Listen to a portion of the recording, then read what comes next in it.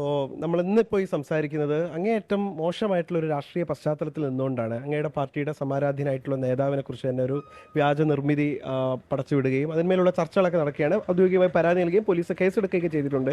എന്തൊരു രാഷ്ട്രീയമാണ് ഇതിലൂടെ കാണിക്കാൻ ശ്രമിക്കുന്നത് എതിരാളികൾ?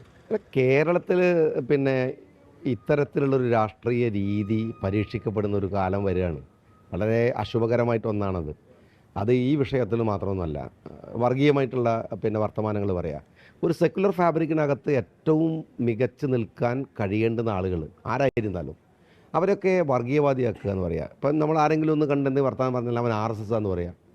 ഇവൻ ഒരു നമുക്ക് പറ്റാത്തൊരു മുസ്ലിമിനെ കണ്ടാലും ഓൻ ഭീകര മുസ്ലിം വർഗീയവാദി എന്ന് പറയാം.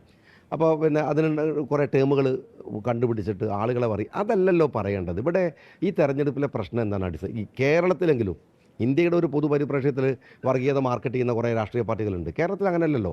കേരളത്തിലെ മനുഷ്യരുടെ വിശപ്പ് പരിഹരിക്കാൻ, അവരുടെ സങ്കടങ്ങൾ പരിഹരിക്കാൻ, അവർ നിരന്തരമായി അഭിമുഖീകരിക്കുന്ന മാനുഷികമായ പ്രശ്നങ്ങൾ പരിഹരിക്കാൻ നടക്കുന്ന ഒരു തെരഞ്ഞെടുപ്പാണിത്.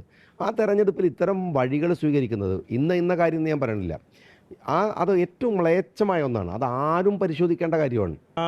അങ്ങേക്ക് മുൻപുണ്ടായിരുന്ന ജനപ്രതിനിധി മലപ്പുറത്തേക്ക് മണ്ഡലം മാറിയപ്പോൾ ഇടതുപക്ഷം അടക്കം പ്രചരിപ്പിക്കുന്നത് കണ്ടോ, ഞങ്ങളുടെ സ്ഥാനാർത്ഥിയെ കണ്ട അദ്ദേഹം മണ്ഡലം മാറി എന്നുള്ളതാണ്. അങ്ങ് ഇവിടേക്ക് വരുമ്പോൾ എന്ത് മറുപടിയാണ് അത്തരം പ്രചരണങ്ങൾക്ക് കൊടുക്കാൻ ഉദ്ദേശിക്കുന്നത്? അല്ല, അതൊക്കെ ഒരു വില കുറഞ്ഞ ആരോപണമല്ലേ. ഞങ്ങൾ മത്സരിക്കുന്ന ഒരു പ്രതലമുണ്ട്. അത് ഇന്ത്യൻ പൊളിറ്റിക്സിലാണ്, വിശേഷം ഇപ്പോൾ കേരളത്തിലാണ്.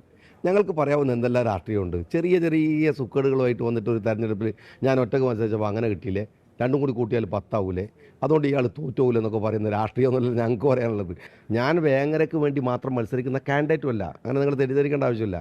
ഞാൻ കേരളത്തിലെ നിയമസഭയിലേക്ക്, അവിടെ ആ സഭയുടെ പേര് അദ്ദേഹത്തോട് ഇടയ്ക്കിടയ്ക്ക് പറഞ്ഞു കൊടുക്കണം. മെമ്പർ ഓഫ് ലെജിസ്ലേറ്റീവ് അസംബ്ലി എന്നാണ്. നിയമം നിർമ്മിക്കുന്ന സഭയാണ്, കോർട്ടുണ്ടാക്കുന്ന സഭയല്ല. മനസ്സിലായോ നിങ്ങൾ? അപ്പോൾ വേങ്ങരയുടെ മാത്രം MLA ആയിരിക്കില്ല എന്ന് പറയുമ്പോൾ അദ്ദേഹത്തിന് UDF മന്ത്രിസഭയിൽ ഒരു മന്ത്രിസ്ഥാനം കൂടി ലഭിച്ച് അങ്ങനെ എല്ലാവരെയും പ്രതിനിധീകരിക്കാൻ കഴിയട്ടെ ആശംസിക്കുന്നു. എല്ലാവിധ ആശംസകളും.